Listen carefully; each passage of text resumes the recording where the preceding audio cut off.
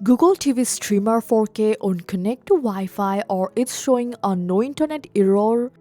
If your network name is missing or the connection keeps dropping on Google TV streamer, Fix369 has the proven steps to get you back to streaming in minutes.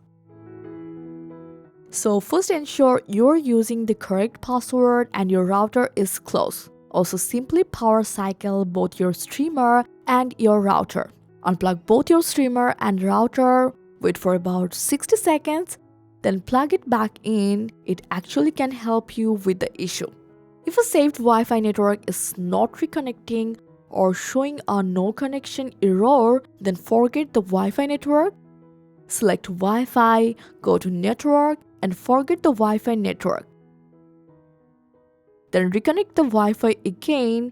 It actually can help you with the issue.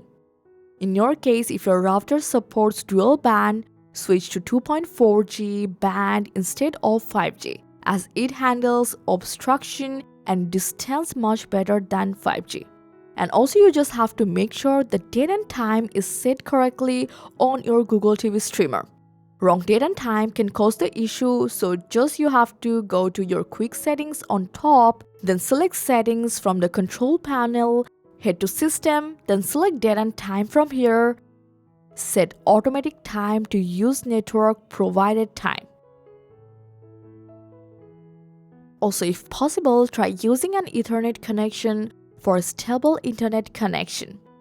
And then you have to ensure your Google TV streamer is up to date, as sometimes pending updates can cause wireless internet connection issues. Again, open settings, then system, select about. Now select system update. If there's a pending update available, just update it. And these are the quick and easy ways you can fix your Wi-Fi issue on your Google TV streamer 4K Wi-Fi connection effectively.